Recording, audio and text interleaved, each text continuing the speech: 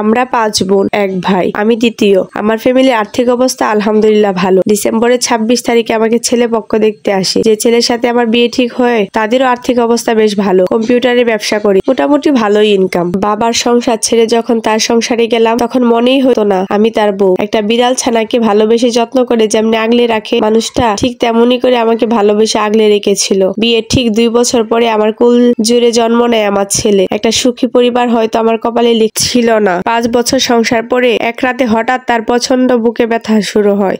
সেদিন রাতে হাসপাতালে নেয়ার পথে গাড়িতে আমাকে একা করে বাড়ি জমায় পরপারে। শেষ নিঃশ্বাস ত্যাগ করার আগে আমার হাতটা ধরে বলেছিল, বড্ড ভালোবাসি বউ, আমার ছেলেটাকে আগলে রেখো। দ্বিতীয়বার ভালোবাসার কথা বলার আগেই তিনি চলে গেলেন। স্তব্ধ নির্বাক হয়ে মানুষটির দিকে তাকিয়েছিলাম। নিজেকে কেমন জানি পাগল পাগল লাগছিল।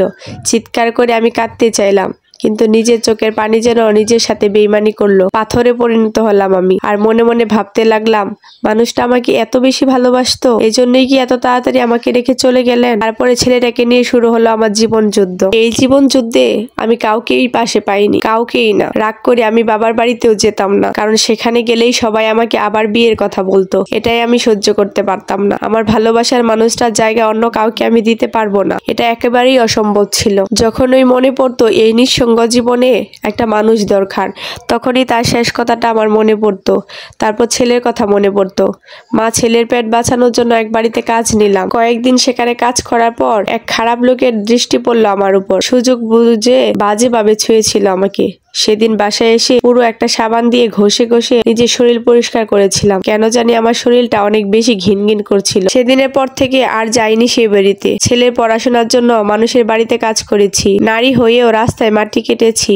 নিজে না খেয়ে ছেলের মুখে খাবার তুলে দিয়েছি, কারণ আমার ভালোবাসার মানুষের অংশ সে। যেদিন আমার ছেলে এসে বলেছিল সে মেট্রিক পাশ করেছে, জেলায় সে প্রথম হয়েছে, সেদিন আমার মনে হয়েছিল আমার জীবন সার্থক। বিশ্ববিদ্যালয়ে পড়ার সুযোগ পেয়েছে। একদিন আমার ছেলে এসে বলল, মা আমি একটা বড় কোম্পানিতে কাজ করার সুযোগ পেয়েছি। সেদিন মনে হয়েছিল আমার কষ্টের দিন শেষ, কিন্তু সেদিন বুঝতে পারিনি ছেলেকে শিক্ষিত করেছি, কিন্তু মানুষের মতো মানুষ করতে পারিনি। বিশ্ববিদ্যালয়ে পড়াকালীন সময়ে একটা মেয়েকে সে ভালোবাসতো। ছেলের সুখের কথা চিন্তা করে আমি রাজি হয়ে যাই।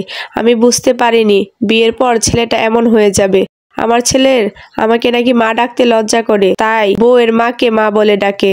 আমি বসে থাকি তার বাসার এক কোনায়। আমি খেলাম নাকি খেলাম না সে খবর সে রাখে না। একদিন ছেলের বউ আর ছেলের শাশুড়ি মিলে আমাকে রেখে এলো একটি বৃদ্ধাশ্রমে। সুখের কথা চিন্তা করে নিজের জীবন ধ্বংস করে দিলাম। নিঃসঙ্গ জীবন পার করলাম, হাড় ভাঙা কঠোর পরিশ্রম করলাম। এখন ছেলের কাছে যে আমার কোনো দাম নেই। আমি ব্যর্থ একজন মা, আমি ব্যর্থ। ছেলেকে শিক্ষিত করেছি, মানুষ করতে পারিনি। এখন শুধু আমার একটাই চাওয়া, আমি মরে গেলে যেন আমার কবরে আমার ছেলে মাটি দিতেও না আসে।